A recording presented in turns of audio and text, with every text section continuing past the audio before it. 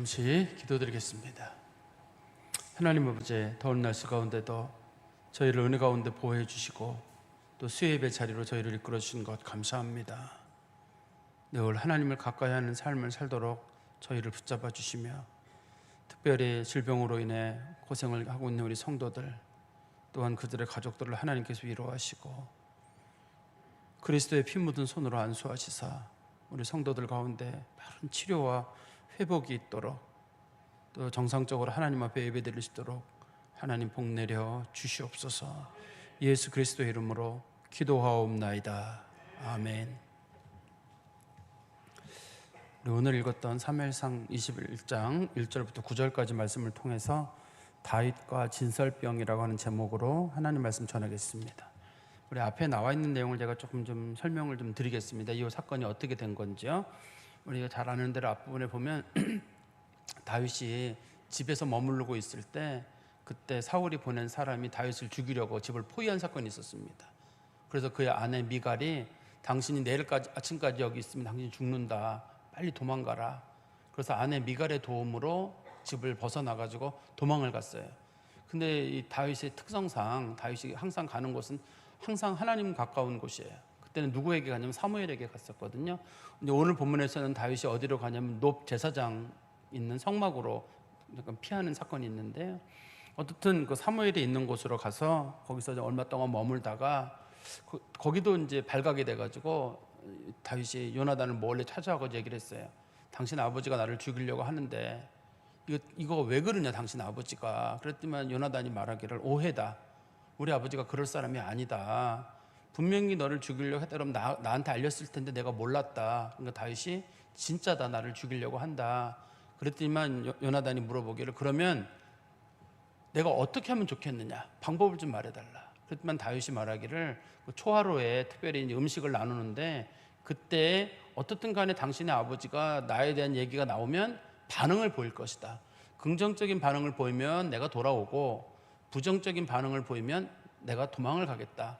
그러니 당신이 좀 확인해 달라. 그래서 이제 초하루 날 이제 식사가 있었거든요. 첫날 보니까 아무 일도 없어요.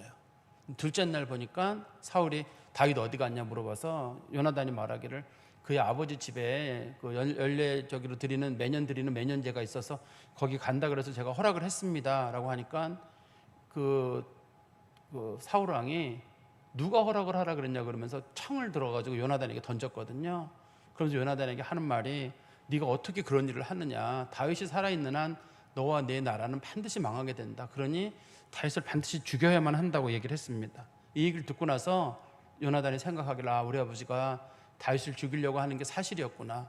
다윗이 괜한 오해를 한 게 아니었다.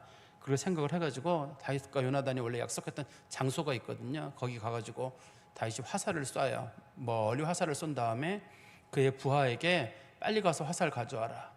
뭐 하느냐 빨리 가라. 이렇게 해서 얘기하면서 다윗에게 모든 게 네 말대로 우리 아버지가 너를 죽이는 게 확실하니 빨리 도망가라. 그 자기 부하를 보낸 다음에 다윗과 요나단이 다시 만납니다. 만난 다음에 요나단이 그런 말을 하거든요. 우리들에게 모든 일이 다 이루어졌으니 평안히 가라. 근데 성경에서 평안히 가라는 말의 뜻이 잘 가라 그런 뜻은 아닙니다. 그동안 이 다윗과 요나단이 약속한 게 있었거든요. 만약에 요나단이 중심이 되면 다윗을 살려주기로 하고 다윗이 만약에 정권을 잡게 되면 요나단을 살려주기로 한 거예요. 그러니까 우리들이 서로 약속한 거 절대 잊지 말자. 그거를 이제 성경에서는 평안히 가라라고 합니다. 우리 간에 서로의 평화를 성경에서 샬롬이라고 하잖아요. 우리 간에 있는 그 샬롬은 하나님이 보호하시는 거니 당신 그 약속 잊지 말아라 하고 이제 요나단이 다윗을 보내는 거로 우리가 이제 지난번에 본문이 이제 끝났습니다. 오늘 본문에 보면은 이게 이제 다윗이 그 노베에 있는 제사장 아히멜렉을 찾아가서 거기서 도움을 청하는 장면이 있는데요. 이 장면은 크게 이제 두 가지 어려운 점이 있어요. 어떤 어려운 점이냐면 이 본문을 바라볼 때 다윗이 어떻게 그 노 제사장에게 찾아갔어? 이게 먼 지역이 아닙니다. 여기가 지금 사울 왕이 있는 길에서 불과 몇 킬로밖에 안 되는 지점이에요. 이 노비라는 곳이. 거기까지 와가지고 다윗이 왜 이런 부탁을 했을까? 떡을 달라는 부탁을 했을까? 떡은 제사장 외에는 못 먹게 돼 있는데 떡은 제사장 외에는 못 먹게 돼 있는데 다윗이 떡을 달라고 부탁을 하거든요. 그런데 떡을 주었어요. 여기서. 근데 이 말씀을 예수님께서 이제 마태, 마가, 누가복음에서 똑같이 인용하시거든요. 이 말씀을 인용하시면서 거기 봐라, 다윗이 떡을 먹지 않았느냐. 다윗이 떡을 먹은 것처럼 우리 예수님의 제자들이 떡을 먹을 때도 뭐라 그러지 말고 좀 너그러움을 베풀어라. 그런 식으로 이 말씀을 인용하는 규절이 있거든요. 근데 이게 성경의 난제 중에 하나예요, 이 본문이.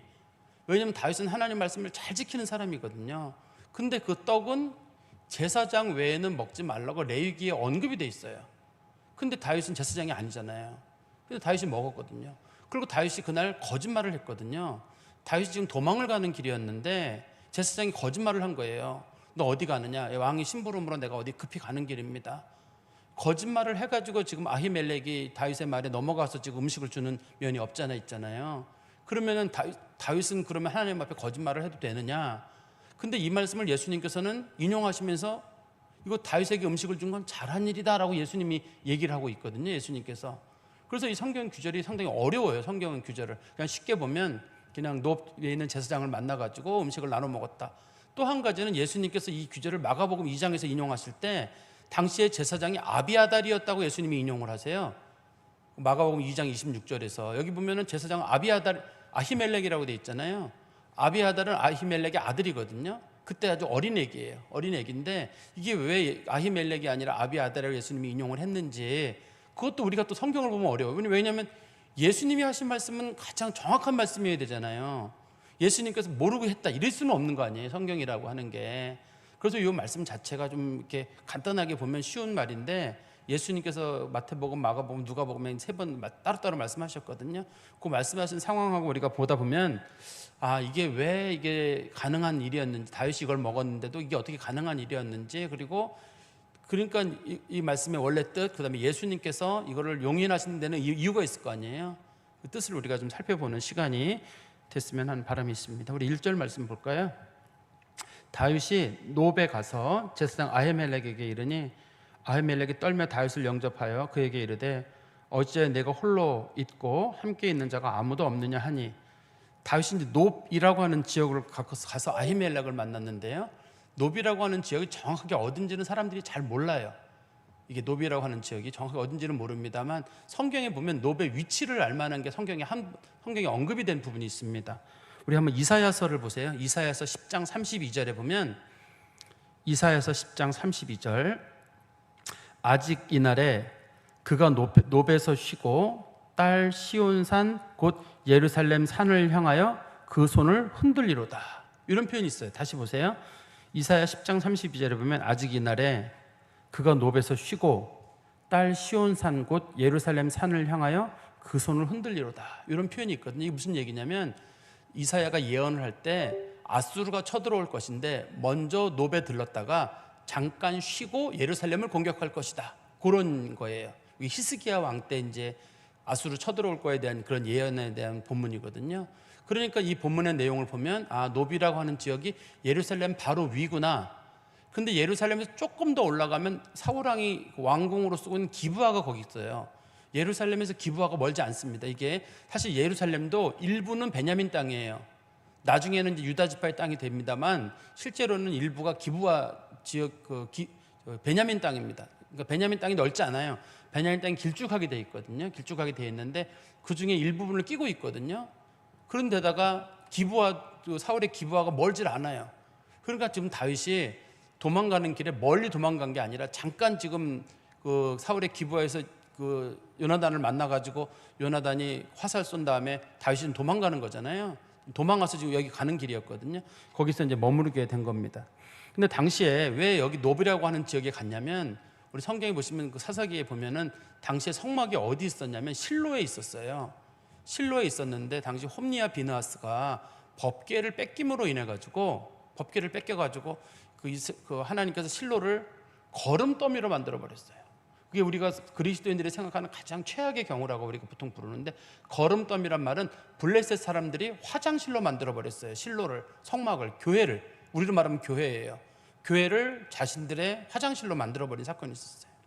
그러는 바람에 이제 사람들이 성막을 옮겨야 되잖아요. 성막을 옮겨야 돼서 성막을 옮긴 자리가 이 노비라고 하는 지역이에요. 아주 멀지 않은 지역으로 옮긴 겁니다. 이게 옮겼는데 그럼 법궤는 어디 있느냐? 여기는 성막에는 법궤가 없어요. 왜 없냐면은 우리 그 사무엘상 7장에 보면은 원래 그 이스라엘 백성들이 법궤를 빼앗겼다가 법궤를 데리고 가져와야 되는데 사람들이 법궤를 서로 안 가져오려고 그래요. 사람들이 법궤를 서로 안 가져오려고 그래가지고 아비나답이라고 하는 사람의 집에 법궤가 머무르게 됩니다. 기럇 여아림이라고 하는 곳에 있는 아비나답이라고 하는 사람의 집에서 머물게 되고 20년 동안 거기에 머무르게 되거든요. 아비나답의 집에 있다가 나중에 다윗이 왕이 된 다음에 다윗 성으로 법궤를 가지고 오죠. 그래서 이 성막에는 법궤가 없어요. 흔한 얘기로 껍데기만 있는 거예요. 하나님의 법궤는 아비나답의 그 집에 가 있고 우리 그 사무엘상 7장 1절 2절에 보면 나옵니다. 제가 읽어드릴까요? 사무엘상 7장 1절 2절. 사무엘상 7장 1절 2절입니다. 기럇 여아림 사람들이 와서 여호와의 궤를 옮겨 산에 있는 아비나답의 집에 들여놓고 그의 아들 엘리야사를 거룩하게 구별하여 여호와의 궤를 지키게 하였더니 궤가 기럇 여아림에 들어간 날부터 20년 동안 오래 있은지라 이스라엘 온 족속이 여호와를 사모하니라. 그런 내용 있잖아요. 그게 이제 다윗 왕이 왕이 될 때까지는 법궤가 없어요. 그 이스라엘에는 법궤가 없는데 나중에 다윗 왕이 이제 법궤를 여러분들이 상황을 아실 거예요. 법궤가 들어오는 날 다윗이 좋아서 춤을 추다가 바지가 내려가는 바람에 그의 아내가 어떻게 왕이 그렇게 천박하게 바지 내려가게 춤을 췄냐 그래가지고 다윗이 저주를 하죠. 당신이 평생 아이가 없을 것이다. 그래서 그의 아내 미갈이 아이 없이 그 최후를 비참하게 보내게 되는 장면이 거기 있잖아요. 그래서 우리가 그걸 가지고 하나님 앞에 찬양할 때 함부로 얘기하지 마라. 천박하니 뭐 이런 식으로 함부로 말하지 말라고 할 때 우리가 그 규절을 잘 사용하거든요. 그래서 어떤 분이 기도하거나 예배하거나 찬양할 때 너무 쉽게 아유 저건 시끄러워, 저건 천박해 이런 식으로 함부로 말하지 않았으면 좋겠어요. 저도 개인적으로 조용하게 예배 드리는 게 좋거든요. 그렇지만 저는 우리 찬양팀들이 찬양할 때 제가 박수를 좀 세게 치는 편이에요. 왜냐하면 그 찬양팀들이 맨 앞에 앉은 목사가 팔짱 끼고 앉아가지고 뭐 가만히 있으면은 목사님 하라는 거야 말라는 거야 이게 아마 맥이 빠질 것 같아요. 제 생각에는요. 저는 우리 찬양팀들에게도 힘을 주기도 하지만 또 저도 다윗을 생각할 때 마음이 있어요. 내 성향이 조용하건 조용하지 않거나 상관없이 하나님 다윗은 뭐 성격이 그러면 워낙 외향적이고 뭐 날라리 같아가지고 다윗이 바지가 벗겨져 춤을 췄다 그런 건 아닐 거 아니에요. 하나님 앞에 자기가 보일 수 있는 최고의 걸 보이잖아요. 지금도 유대인들 정통주의자들 예배 드리는 거 수염 길고 모자 쓴 사람들 있잖아요. 엄청 거룩해 보이잖아요. 그 사람들 예배 드리는 장면을 보면 한 2시간 동안 전부 다 서가지고 껑충껑충 뛰면서 노래를 불러요. 한번 보세요. 여러분들 유튜브 같은 데 보시면 나이 한 70, 80 되신 노인들이 전부 다 서가지고 한 2시간 동안 껑충껑충 뛰면서 막 애기들이 막 하나님 앞에 부모에게 막 재롱 부리듯이 막 이리저리 찬송을 불러요. 지금도 그 사람들이. 그러니까 그 예배 행태라고 보시면 돼요. 그래서 예배를 어떤 우리가 기본적인 것, 나는 조용한데 난 이거 너무 시끄러운 건 싫어. 시끄러운 게 좋을 수도 있고 싫을 수도 있고 내 성향을 따지지 마시고 그 내 성향을 가지고 옳다 나쁘다 따지면 안 돼요. 이게 하나님께 어떻게 올려드릴 것이냐. 또 그 예배 행태가 내가 볼 때 마음에 안 들어도 내 마음으로는 난 전심으로 하나님을 섬긴다 이런 마음이 있어야 되는 거죠. 다윗이 생각했을 때는 법궤가 없었다가 법궤가 들어오는데 다윗이 그 법궤 가져올 때 춤도 안 추는 것도 웃기잖아요. 다윗이 조용히 그 법궤를 가져다가 다윗성에 갖다 놨다. 아무도 몰랐다. 이렇게 옳은 건가요? 다시 춤을 추니까 다른 사람들이 악기를 연주하고 막 사람들이 하나님 법궤 들어오는 거 찬양하는 장면이 나오거든요. 그리고 사람들이 예배드리도록 악기를 만들고 찬양을 만들고 주로 다윗이 많이 하잖아요. 그런 것들을. 그 다음에 작곡, 시편이 주로 작곡이 한 노래들인데 그것도 다윗이 노래를 만들어서 하나님 앞에 찬양하는 걸 보면 우리들이 개인 성향을 가지고 무슨 예배가 조용하니 시끄럽니 그러지 마시고 시끄럽다고 좋은 것도 아니고 조용하다고 좋은 것도 아니에요. 우리가 하나님 앞에 영으로 진리 안에서 그냥 힘을 다해서 하나님을 섬겨야 그게 예배인 거지 그렇지 않으면 그냥 청취죠 청취. 그냥 앉아가지고 목사님 설교 잘하나 한번 들어보고 오늘 교역자님들 찬양 잘하네. 아유 오늘 권사님 기도 아주 은혜로워. 이런 식으로 하고 아유 반주하시는 우리 조집사님 뭐 이거 아이고 찬양 참 좋은데 뭐 이런 식으로 얘기하고 돌아가 버리는 그럼 예배라고 보기 어렵죠. 영과 진리로 예배 드린다는 건 그런 건 아닐 거 아니에요.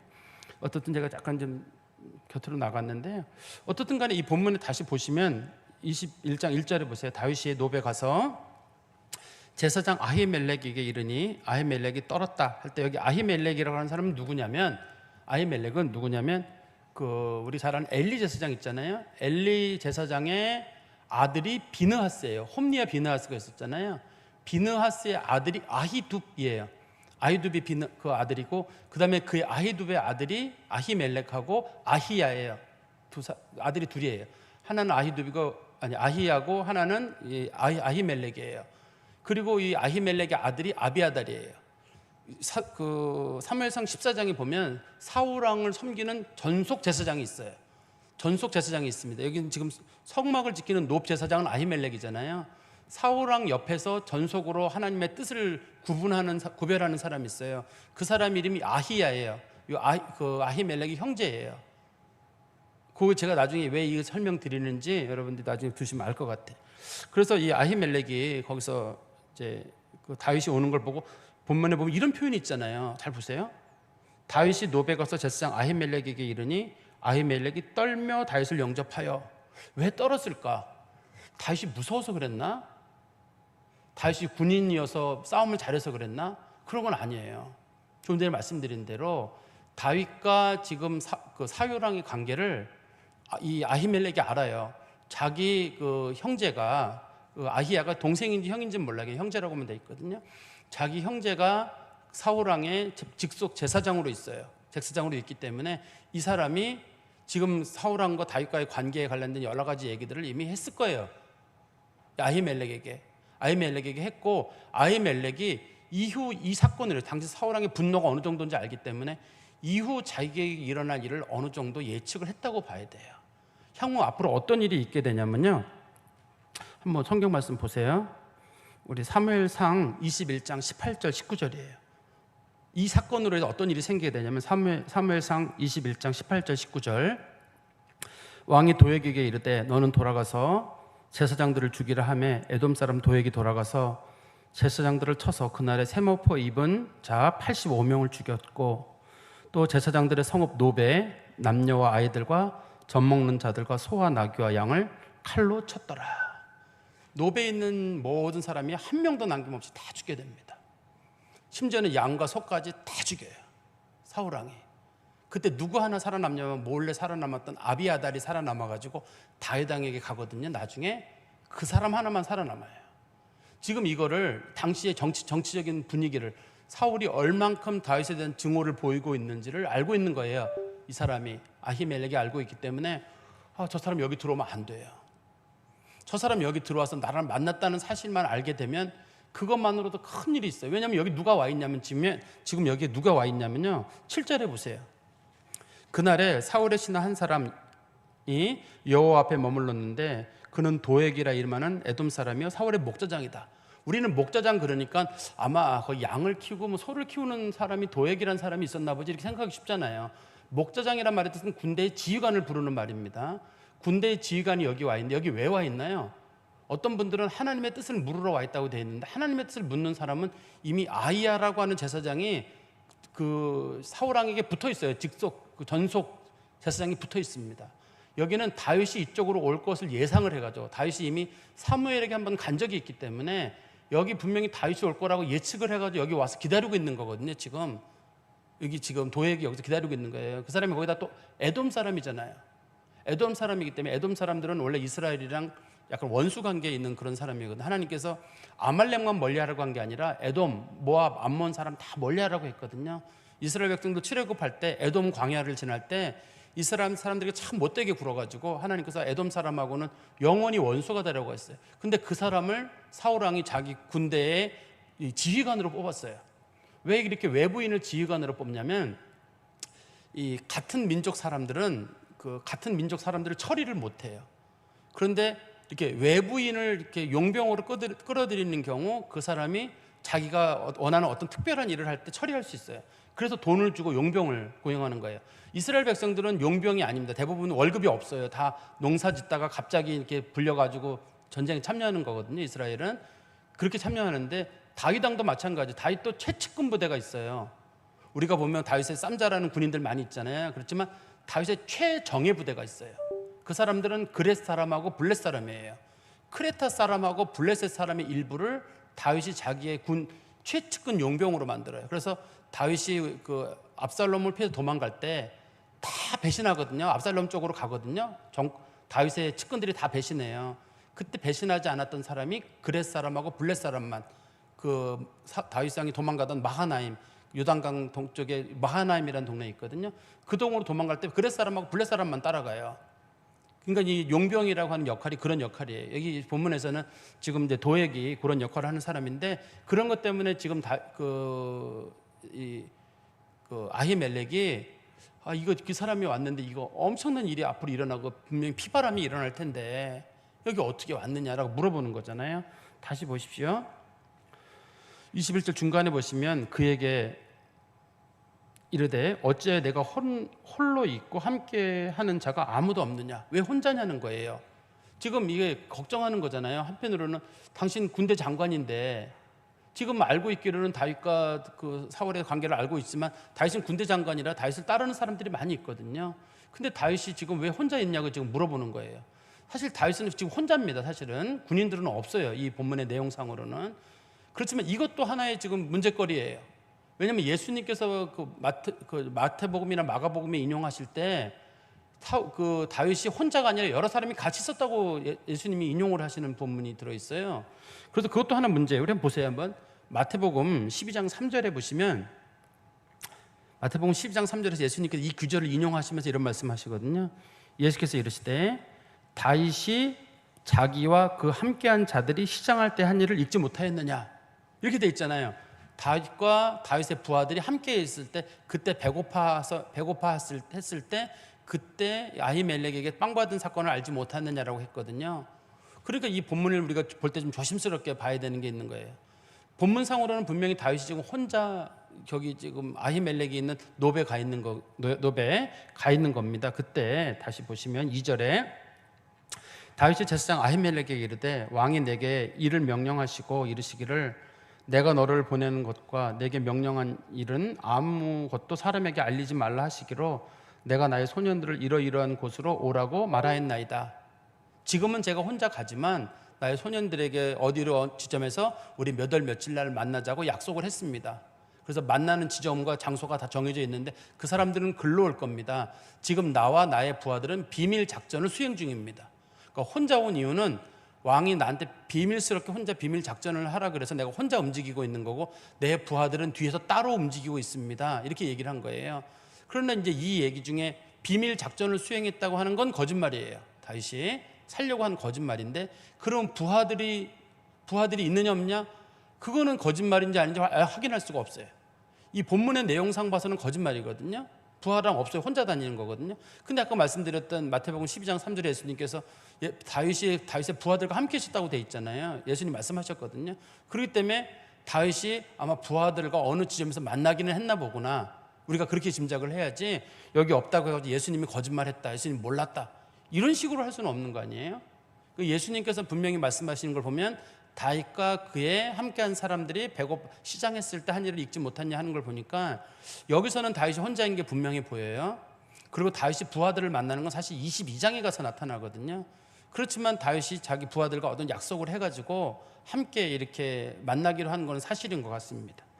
그리고 우리 성경 말씀 보시면 다시 3절에 이제 당신의 수중에 무엇이 있나이까, 이 말은 혹시 먹을 거 있습니까? 이렇게 물어본 거예요. 떡 5덩이나 무엇이나 있는 대로 내 손에 주소서 하니, 여기서 이제 다윗이 떡 5개를 달라고 한 걸 놓고 이제 어떤 사람들이 생각을 해요. 떡 5개를 과연 다윗이 먹었겠느냐? 이 떡 5개가 우리가 볼 때는 그 빵이에요. 이스라엘 사람들이 먹는 빵인데, 이 빵의 크기가 성경에 보면은 그 크기가 한 4리터, 5리터 정도 되도록 만들거든요. 우리로 말하면 엄청 큰 빵입니다. 이게 조그만 빵이 아닙니다. 이게 굉장히 큰 빵인데 이걸 다윗이 혼자 먹을 수 있는, 이 빵은 보통의 그 5개 정도면 남자들 서너 명이서 며칠 동안 먹을 수 있는 양의 빵인 거예요. 이게 큰 빵입니다. 이게. 그래서 그걸 가지고 짐작하는 사람들은 다윗이 분명히 부하들과 함께 있는 것 같다, 그렇기 때문에 빵을 많이 달라고 한 거다, 이렇게 얘기하는 분이 계시고, 어떤 분들은 다윗이 이제부터 망명을 갈 거거든요. 더 이상 이스라엘에 머물 수 없어서 이제 블레셋 땅으로 망명을 떠나게 됩니다. 10절에 보면 망명을 떠나게 되는데, 그때 가서 먹을 수 있도록 자기 가방에 집어넣고 그리고 가려고 했다. 둘 다 일리는 있어 보이죠. 이게 서너 명이 나눠 먹을 정도니까 분명히 부하들이 서너 명이 어디 숨어 있을 것이다, 이렇게 보는 경우도 괜찮고, 어떤 사람들은 아니다, 다윗이 자기가 먼 길을 가려고 할 때 먹으려고 자기가 받아둔 거다, 이렇게 볼 수도 있다고 하거든요. 근데 다윗이 하필이면 왜 5개를 달라고 그랬느냐? 이게 5개를 달라고 했다는 말에 대해서 우리는 어떤 분들은 그 사람의 숫자 때문에 나눠 먹으려고 5개를 달라고 했다고 하는데, 제가 생각할 때는 꼭 그건 아닌 것 같아요. 그 사울왕이 몇 개 줄까 그랬을 때 제 생각이에요. 그때 사울왕이 몇 개 줄까 이렇게 말 안 하고 이만큼 주세요, 이렇게 이 정도 얘기했을 것 같아요. 이 정도 그냥 말로다가. 근데 손가락 5개네 이렇게 했을 수도 있고, 그 아히멜렉이 보고 나서 5개 그럴 수도 있고, 그 아히멜렉이 빵을 줄 수 있는 게 이게 제사장들이 먹는 음식이거든요. 그렇기 때문에 아히멜렉이 줄 수 있는 게, 야, 내가 줄 수 있는 건 5개다. 총 빵이 12개거든요. 원래 이 진설병이 12개예요. 12개인데 그 중에서 내가 5개는 줄 수 있다. 그럼 5개 주세요. 이랬을 수도 있잖아요. 그죠? 내용상으로 봤을 때는 그냥 뭐 굳이 인원 계산해가지고 5개 주십시오, 6개 주십시오, 이런 게 아니라 그냥 손으로 표시했든지, 아니면 그 전부를 준다고 할 때 자기가 저 5개면 됩니다, 이랬을 수도 있고, 아니면 제사장들이 나눠 먹어야 되는 거거든요. 이거는요, 나눠 먹을 테니까 우리 나눠 먹고 남을 수 있는 게 5개쯤 된다. 너 이거 괜찮겠느냐? 5개 괜찮습니다, 필요합니다. 그렇게 얘기하지 않았을까 하는 그런 생각도 듭니다. 그런데 이제 문제는 이 떡은, 다시 보시면 성경에 이런 표현이 있잖아요. 4절에 보세요. 제사장이 다윗에게 대답하여 이르되 보통 떡은 내 수중에 없으나 거룩한 떡은 있나니 그 소년들이 여자를 가까이만 하지 아니하였으면 주리라 하는지라. 지금 떡을 주는데 조건이 붙어 있었어요. 보통 떡은 없어요. 그냥 일반적으로 먹는 떡은 없고, 하나님 앞에 드렸던 진설병, 이 거룩한 떡은 진설병이거든요. 이스라엘 백성들이 이제 안식일 날 떡을 12지파를 생각해가지고 12지파에 한 지파당 하나씩 해가지고 6개, 그러니까 2개씩 쌓아가지고 6층씩 쌓는 거예요. 그래서 총 12개를 이렇게 하나님 앞에 바치는 거거든요. 원래 이 진설병을 바치는 목적은 하나님의 얼굴을 날마다 뵙는다, 그런 뜻이에요. 음식에 관련된 내용이 핵심이 아니라 이 떡이 동그란 모습이 하나님의 얼굴을 상징한다고 봤어요, 레위기에서는. 그래서 우리가 매일 하나님의 사람은 떡으로만 사는 게 아니라 날마다 하나님을 배워야만 산다, 그런 뜻으로 진설병을 올리라고 했습니다. 원래 목적은. 그래서 올리기로 했는데, 근데 그 떡을 언제 내리냐면, 이 떡을 내릴 때는 그 일주일 지난 그 다음날 안식일날 떡을 올리기 바로 직전에 떡을 내리는 거예요. 그러니까 이날이 안식일 날이겠죠. 떡을 내리는 날이라고 말하는 걸 보니까 이날이 안식일 날인 거고, 또 그 떡은 일주일이 지난 떡이에요. 마른 떡입니다, 당시에. 근데 이스라엘은 건조하기 때문에 떡이 잘 안 망가지는 나라예요. 우리나라는 일주일 되면 벌써 곰팡이가 나고 그럴 텐데 잘 안 망가지는 지역이라서 이 떡 자체가 그 일주일 동안 보관이 되는 거거든요. 근데 그 특별한 떡은 떡이긴 한데, 이거는 제사장의 가족만 먹도록 하나님이 정해놨어요. 다시 진설병에 대한 얘기를 드리면, 진설이라는 말의 뜻은 먹는 목적이 아닌 진설, 보이기 위해 했다. 영어로는 show란 뜻이에요. show, 보이기 위해서라는 뜻이에요. 그렇지만 원래 뜻은 하나님의 임재를 나타내는 떡이 핵심이에요, 용어상으로는. 그렇지만 영어로는 이걸 보면 두 가지로 번역이 될 수가 있는데, 하나는 보이기 위한 거, 하나님 앞에 우리가 하나님의 얼굴을 뵙습니다라는 마음으로 이렇게 보이기 위해서 만드는, 이거는 먹는 용도의 떡이 아닙니다. 원래는 그걸 하려고 목적으로 한 떡은 아니에요. 그다음에 아니면 두 번째는 하나님의 임재를 상징해 가지고 우리가 하나님의 얼굴을 봅니다라고 해서, 요 히브리어로 이게 레헴 페님이라 이렇게 부르거든요. 무슨 뜻이냐면 하나님 앞에 보이기 위한 떡 하는 뜻이 있고, 요거를 또 다른 용어로 번역을 하면 하나님의 임재라는 뜻의, 영어의 프리젠스란 말 있잖아요. 하나님의 임재를 나타내는 의미 두 가지를 다 가지고 있어요. 어떻든 간에 이 떡은 누가 먹을 수 있게 되어 있냐면, 제사장과 그 가족만 먹도록 한정을 지어놨어요. 다른 사람이 못 먹도록 해놨습니다, 이 떡을. 그런데 문제는 이 떡을 좀 다윗이 달라고 얘기를 하는 거잖아요. 이 떡을 다윗이 달라고 얘기를 하고 있고, 제사장도 여자만 가까이 하지 않았으면 준다. 왜 여자를 가까이 하지 않았으면 준다는 말은, 거룩한 떡이기 때문에 너희들이 주는 것도 사실은 쉽지 않은 일이지만, 너희들이 배고프다고 하니까 내가 주기는 준다. 그러나 대신에 너희들이 부정하면 안 된다. 당시에는 이제 여자와 성적 관계가 이제 서로 부정의 상징이고, 전쟁에 나가거나 그때도 성적 관계를 못 갖게 하거든요. 그게 자체가 성경에서는 부정의 어떤 몇 가지 원인 중에 하나여서 그래요. 그래서 제사장이 그것만 아니면 내가 준다라고 이렇게 약속을 한 거죠. 그랬더니만 6절에 다윗이 제사장에게 대답하여 이르되 우리가 참으로 3일 동안이나 여자를 가까이 하지 아니하였나이다. 여기 3일을 말한 이유는 앞에서 보면은 그 요나단하고 다윗이 서로 만나기로 했을 때 사울 왕의 그 심경을 확인하고 연락 주십시오라고 했는데 그게 3일이었거든요. 그 초하루 금음날부터 시작해 금음날, 그다음에 초하루 첫 번째 날, 초하루 두 번째 날, 이게 초하루 두 번째 날이에요. 지금 다윗이 그 에셀 바위에서 요나단 만나고 막 도망가는 길이거든요. 그러니까 3일이 고 3일이에요. 3일 동안 다윗이 숨어 있었는데 누구를 만나요, 다윗이? 그래서 내가 3일 동안은 우리가 여자를 만난 적이 없다라고 말하면서 내가 떠난 길이 보통 여행이라도 소년들의 그릇이 성결하겠거든 하물며 오늘 그들의 그릇이 성결하지 아니하겠나이까 하매. 여기서 지금 다윗은 뭐라고 주장하는 거냐면 저는 지금 왕이 시킨 비밀 작전, 성경에서는 이스라엘 백성들이 하는 모든 전쟁은 여호와의 전쟁이거든요.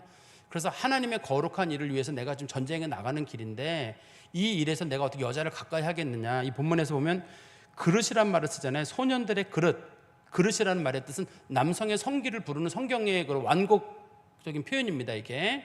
그래서 절대 그 성적인 그런 관계를 한 적은 없다. 우리가 어떻게 하나님의 전쟁을 하는데 어떻게 이렇게 부정하게 우리가 그런 관계를 가졌겠느냐. 그거는 상상도 할 수 없는 일이다 라고 하면서 3일 동안 자신들은 그런 일이 없었다고 얘기를 하는 거거든요. 그랬더니만 그 떡을 다시 6절에 보시면 제사장이 그 거룩한 떡을 주었으니 거기는 진설병 곧 여호와 앞에서 물려낸 떡밖에 없었습니다. 이 떡은 더운 떡을 드리는 날에 물려낸 것이라. 여기 보면 떡을 물려냈고 더운 떡을 드리는 날에 물려냈다. 더운 떡을 드리는 날이 안식일이거든요. 그러니까 물려낸 날도 안식일이에요. 안식일에 내린 다음에 안식일에 이 떡을 올리니까 우리가 이 날짜가 안식일이라는 걸 좀 알 수가 있고, 그리고 근데 이 떡은 원래는 제사장밖에 먹을 수 없는데 이것을 지금 먹었단 말이에요. 그럼 이걸 어떻게 받아들일 것이냐. 이 본문에서는 다윗이 지금 배고파서 힘들다고 하니까 제사장이 자기밖에 먹을 수 없는 일이지만 배고픈 사람 불쌍히 여기서 줬다는 뜻이에요. 단 조건이 있습니다. 그게 거룩함을 유지했다고 하는 전제가 붙어 있는 경우예요. 다윗이 약속을 믿고 준 거예요. 다윗이 맹세하기를 우리가 여자를 가까이 한 적이 없습니다라고 하니까 그래, 그러면 내가 네 약속을 믿겠다. 그리고 네가 배고프다고 하니까 자, 허기진 사람한테 하나님의 명령도 중요한 거지만 배고픈 사람에게 주는 거, 이거는 예외 규정으로 적용되는 거예요. 우리가 그걸 어떻게 이해할 수 있냐면 한번 성경 말씀 보세요.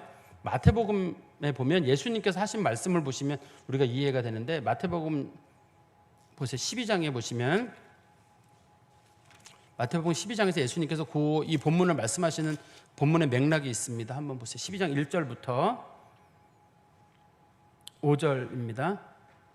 그때 예수께서 안식일에 밀밭 사이로 가실새 제사들이 시장하여 이삭을 잘라 먹으니, 왜 예수님의 제자들이 안식일날 음식 먹는 일이 가끔 이렇게 있거든요. 이삭을 잘라 먹으니 바리새인들이 보고 예수께 말하되 보시오, 당신의 제자들이 안식일에 하지 못할 일을 하나이까.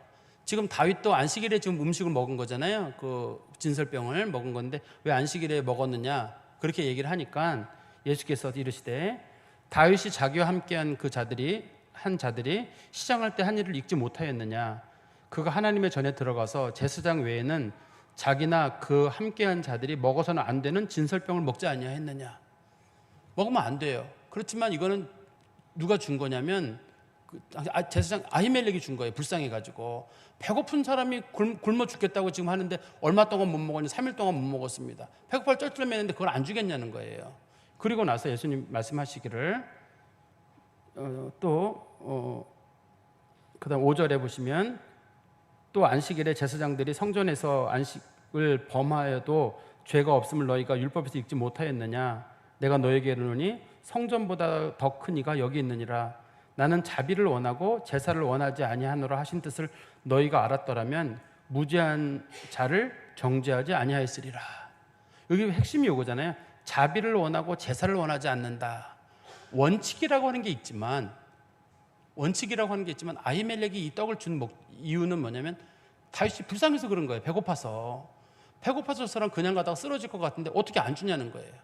근데 이제 바리새인들은 굶어 죽더라도 먹지 말았어야 한다, 이렇게 주장을 하는 거고, 예수님께서는 제사장만 먹지 말라고 했지만 그거 하나님께서 예외 규정 준 거다. 배고픈 사람 먹을 수 있다. 당신이 무슨 규정, 마음대로 예외 규정이냐? 나 하나님이라는 거예요. 난 안식일의 주인이기 때문에 이걸 다 알아요. 예수님께서는 당신은 이 예외 규정을 충분히 적용시켰다는. 그러면서 예를 들기를, 제사장이 원래 보통 사람들은 안식일날 일하면 안 되잖아요. 그렇지만 제사장 안식일날 일할 수 있잖아요. 우리가 성도들에게 여러분 주일 성수하세요, 주일 성수하세요 하지만 주일 성수 안 하는 사람이 있어요. 우리 목회자들이거든요. 아침부터 나와서 설교하거든요. 하루 종일. 그러면 사람들이 말하기를, 아니 목사님은 남 주일 성수하라 그래놓고 목사님은 하루 종일 아침부터 일하고. 그러지 마시고, 우리가 주일날 무슨 예배 드려서 쉬려고 온 거지 우리가 봉사하러 왔습니까? 우리 다 쉽시다. 그래서 봉사를 하지 말자고 주장하시는 분들이 이 논리를 적용시키는 거예요. 주일날은 다 쉬는 날입니다. 우리 교회는 봉사하지 맙시다. 그래서 어떤 목사님들이 그런 얘기 하더라고. 여러분, 주일날 봉사하자고 하는 교회 있으면 무조건 나가라, 떠나라. 그 교회를. 그 교회는 가짜 교회라는 거예요. 주일날 우리가 쉬러 와서 예배하고, 그러면 누가 일하느냐? 용역을 들여가지고 그 사람들이 일하게 하고 우리 성도들은 다 쉬자는 거예요. 그런데 여러분도 알다시피 이 주일날 일하는 거는, 하나님 섬기면서 일하는 건 이게 일이 아니고 주일 성수의 한 면이거든요. 그리고 봉사를 안 하게 되면 결과적으로 교회에 대한 애착심이 안 생겨요. 교회는 누가 남아있냐면 교회에 봉사하고 헌금한 사람들, 그 사람만 남아요. 지나고 나보면. 봉사 안 했던 사람들은 떠나요. 그리고 어떤 분들은 청년들이 봉사를 싫어한다고 하니까, 야, 청년들 봉사하지 마라, 어른들이 봉사한다. 청년들이 봉사를 하지 않잖아요. 그러면 우리 생각할 땐 청년들이 짐이 가벼워지니까 교회를 잘 나온다. 봉사를 안 하면 교회 결국 안 나와요. 이게 봉사를 안 하잖아요. 결국 교회를 안 나옵니다. 그래서 교회가 하나 풀기 어려운 중에 하나가 그거예요. 성도들이 짐이 무겁다고 할 때 짐을 좀 나눠서는 질 수 있거든요. 질 수 있지만 그러기 짐지기 어려우니까 봉사하지 마라. 교회 봉사도 없애고, 어른들도 봉사 없애고, 식당 봉사, 쌈 나는데 식당 폐쇄해버리고, 또 뭐 주차장 폐쇄해버리고, 봉사, 주차 봉사하지 뭐도 하지 말고 그냥 예배만 간단하게 드리고 그냥 다 가라. 교회 문 닫자는 얘기예요. 예배 드리지 말자는 마귀의 속셈이 거기 들어있는 거거든요. 잘 보세요. 교회를 사랑하시는 분들은 하나같이 봉사하는 분들이에요. 봉사를 통해서 믿음이 자란다니까요. 근데 그분들은 그 교회 봉사에 대해서, 청년들이나 젊은 사람들의 봉사에서 부정적으로 보시는 분들은 그렇게 봉사해서 교회를 떠난다는 거예요. 그럼 봉사를 없는 교회는 잘 되느냐? 봉사가 없는 교회는 아예 교회가 문을 닫는다니까요. 이게 봉사가 믿음이 자라요. 그래서 이 규절을 인용하는 경우에도 예수님께서 그런 경우잖아요. 주일날, 안식일날 제사장이 일하는 게 그 문제가 되느냐? 그거 예외 규정이다. 그거 일로 보지 않고 하나님은 예배로 본다. 주일날 하나님 섬기는 건 예배로 보는 거지 그걸 봉사로 보지 않거든요. 그러니까 나는 1시간 동안 예배 드리는 게 예배지, 그게 무슨 주방에 들어가서 설거지하고 뭐 이게 그게 무슨 예배예요. 그래서 제사장이 그거 하기 싫다 그러면 결과적으로 예배가 없어지는 게 되잖아요. 우리들이 조금 좀 생각을 좀 바꿔서 좀 바라볼 필요도 좀 있을 것 같아요. 어떻든 예수님께서는 이 말씀을 하신 목적이 그 예외 규정을 좀 두라는 거거든요. 다윗이 원래 먹어서는 안 되는 거였지만 배고파 쩔쩔 매고 있는데 그거 준 게 뭐가 문제냐는 거예요. 하나님께서 원하시는 게 자비와 공의를 베푸는 거지 그 원칙을 지켜가지고 사람들을 죽이는 거냐. 예수님은 율법을 폐하러 오신 분이 아니라 율법을 완성하러 오신 분이잖아요. 율법의 기본적인 원칙은 사랑과 자비와 용서예요. 그게 무너지게 되면 결과적으로는 하나님의 율법의 기본 정신이 무너지는 거거든요. 근데 바리새인들은 누가 굶느냐, 누가 뭐 어려움을 겪느냐 중요하지 않아요. 원칙이 뭐냐 이거를 중요하게 여기는 거고, 예수님은 기본적인 정신, 사랑과 자비와 용서라고 하는 기본적인 원칙을 봤을 때 아히멜렉도 잘한 거고, 다윗도 거기 아히멜렉 찾아가가지고 빵 달라고 한 것도 다윗도 잘한 거고. 다윗이 누굴 찾아가요? 지금 다 소문이 나가지고 여기저기 방이 붙어가지고 다윗 잡으라 돼 있으니까 다윗이 갈 수 있는 데는 지난번 사무엘한테 갔었는데 사무엘한테 더 이상 못 가니까 이제는 노업 제사장 들른 다음에 여기를 마지막으로 망명을 떠나게 돼요. 다윗이 더 이상 머물 곳이 없어서. 그래서 여기서 제가 볼 때는 여기 노업에 머무는 이유가 음식 때문에만 머문 게 아니라 한편으로는 하나님 앞에 마지막 예배 드리고 떠나는 모습 같아요. 하나님 앞에 마지막 예배 드리고 그리고 내가 떠나야 되겠다, 그런 모습을 가지고 있는 것 같습니다. 그리고 다시 우리 성경 말씀 원래 본문으로 가보시면 사무엘상 21장 7절 말씀입니다. 그날에 사울의 신하 한 사람이 여호와 앞에 머물러 있는데 그는 도액이라 이름하는 에돔 사람이요 사울의 목자장이더라. 제가 아까도 이건 조금 설명을 드렸죠. 왜 이 사람이 여호와 앞에 있었느냐 할 때 대부분의 주석가들은 이걸 어떻게 보냐면 그 사람이 하나님의 뜻을 분별하는 걸 받으러 왔다. 그러니까 사울이 자기가 어떤 일을 할 때는 꼭 하나님께 뜻을 물어보거든요. 물어보는데 이 도액을 보냈다는 건데 그럴 수는 없어요. 도액은 에돔 사람이거든요. 에돔 사람을 보내가지고 뜻을 분별할 수도 없고, 아히야라고 하는 이미 그 제사장이 있기 때문에, 전속 제사장이 있거든요. 그 사람을 통해서 정보를 얻기 때문에 뜻을 옳고 그른 걸 구분할 때는, 그러니까 여기 가서 뭘 물어야 된다는 걸 알 수가 없어요. 도액이 여기 여호와 앞에 있다는 말의 뜻은 소위 여기 성막이 여기 있는데, 성막이 여기 있는데 이 성막에 마침 다윗이 옳고 짐작이 되는 거예요. 다윗이 지난번에 사무엘한테 갔거든요. 이번에는 여길 들릴 거로. 왜냐하면 다윗은 가는 데가 뻔해요. 어떻든 하나님 가까운 데 있을 거기 때문에 이 사람은 잡기가 편해요. 우리가 초대교회 그리스도인들이 그렇게 많이 죽었던 이유는 안식일 날, 주일날 꼭 그 사람들이 교회로 모이는 거예요. 교회로 모이면 죽이는데 꼭 교회로 모이는 거예요. 이게 잡기가 편해요. 거기 기다릴 때 죽이면 돼요, 그냥 기독교인들을. 그래서 기독교인들이 주일날 그렇게 많이 죽은 거예요, 기독교인들이.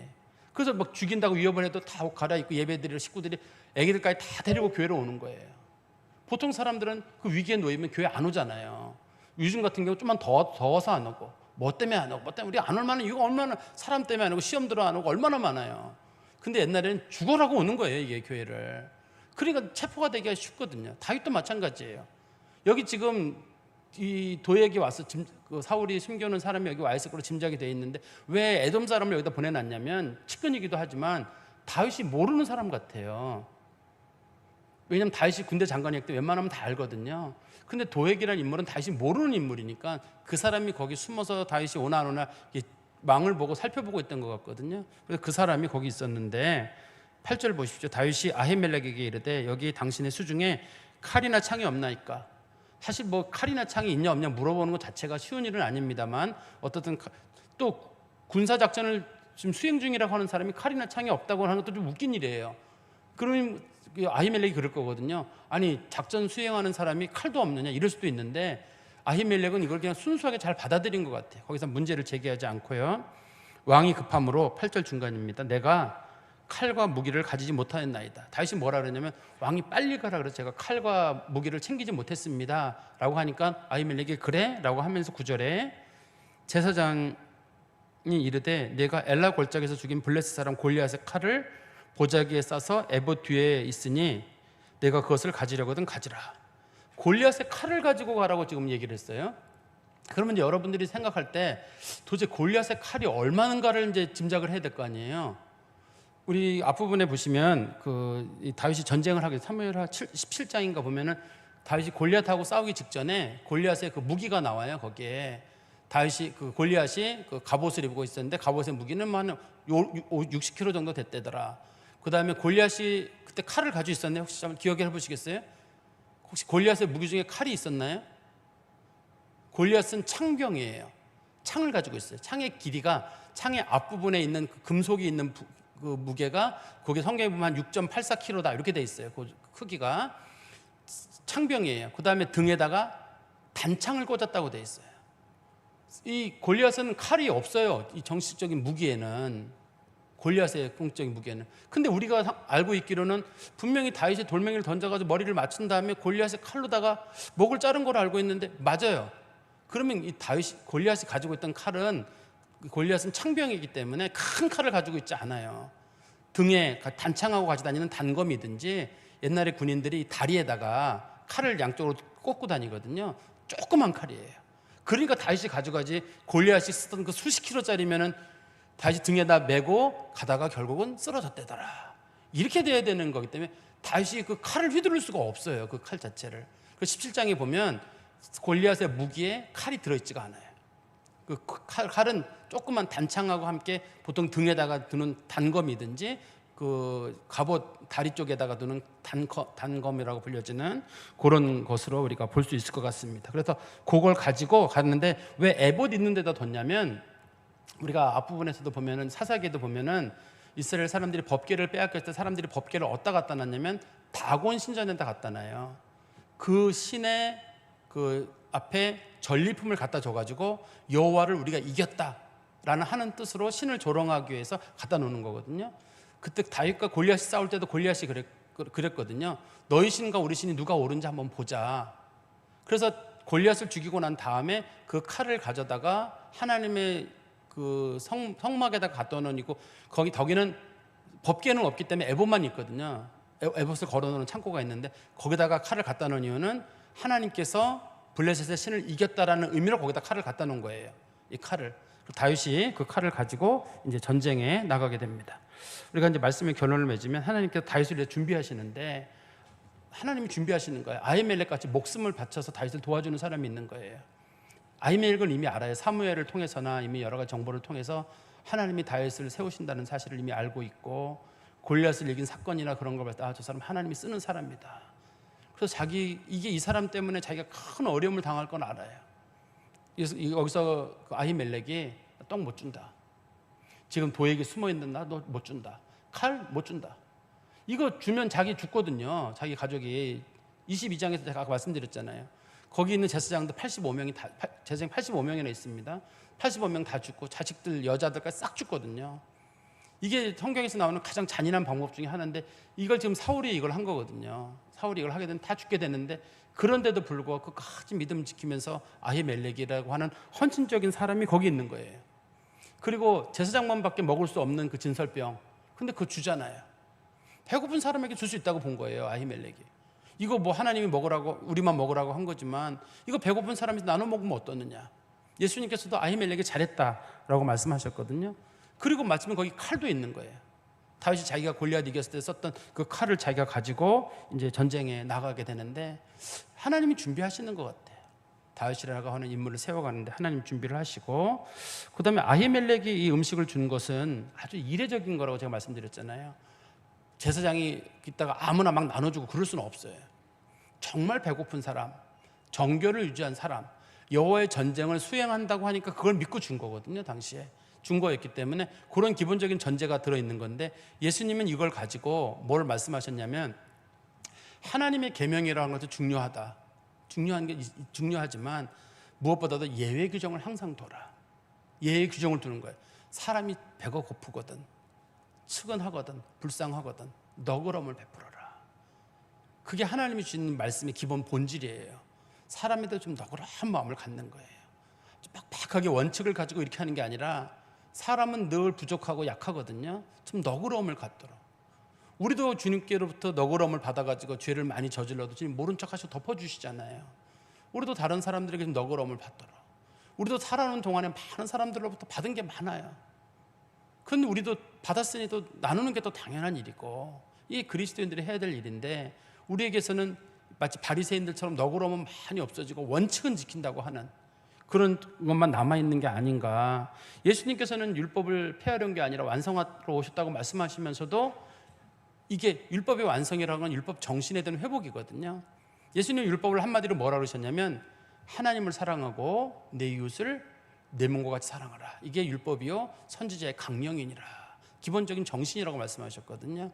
이 말씀을 좀 마음에 잘 두시고 사시기를 간절히 소망합니다. 기도하겠습니다. 하나님 아버지, 주님 안에 감사합니다. 주의 말씀을 가슴속 깊이 두게 하시고 우리 주 예수 그리스도께서 우리에게 주셨던 것처럼 사람들을 측은히 여기고 어디 가든지 자비를 베풀고 내 눈으로만 보지 않게 하시고 하나님의 눈으로 사람들을 불쌍히 여길 줄 아는 자들이 되도록 저희들에게 은총을 베풀어 주시옵소서. 예수 그리스도의 이름으로 기도하옵나이다. 아멘.